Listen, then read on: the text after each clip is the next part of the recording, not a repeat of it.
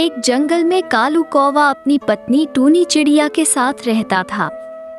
उसके पास खेती करने के लिए थोड़ी सी जमीन थी, जिस पर दोनों मिलकर खेती किया करते थे।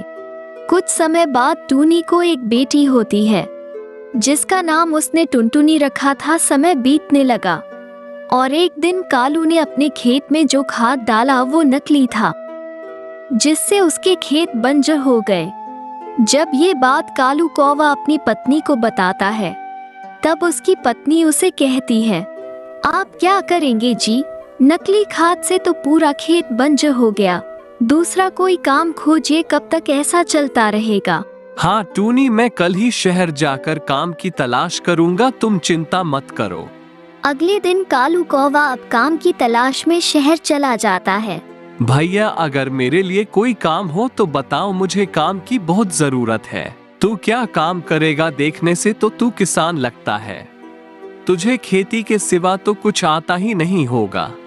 भैया, कोई भी काम कर लूंगा, मुझसे काम करा कर तो देखिए। जा भाई जा, क्यों मेरा टाइम बर्बाद कर रहा है? तेरे लिए मेरे पास कोई काम नहीं है, पता नहीं कहां कहां से आ जाते हैं। सुबह से दोपहर हो जाती है, लेकिन कालू को कोई काम नहीं मिला।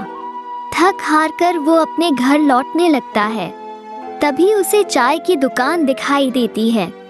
कालू उस दुकान के मालिक के पास जाकर कहता है, भैया, मुझे काम की बहुत जरूरत है, आप मुझे काम दे दीजिए। ठीक है, तू मेरे दुकान पर बर्तन धोने का काम कर सकता है, लेकिन मैं तुझे बहुत कम वेतन दूंगा।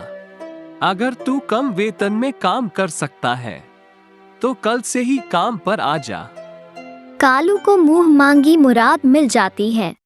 अगले दिन से वो चाय की दुकान पर काम करने लगता है।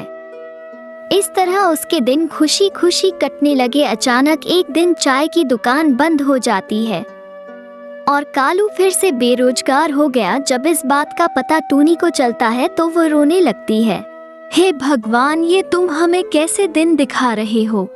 अभी अभी तो टुनटुनी के पापा को काम मिला था, फिर से तुमने उन्हें उसी मोड़ पर लाकर खड़ा कर दिया। तुमने मेरी छोटी सी बच्ची के बारे में भी नहीं सोचा। हमारे साथ वो कैसे भूखी रहेगी? घर में जो भी राशन पानी था वो सारा भी खत्म हो गया है। दुख के मारे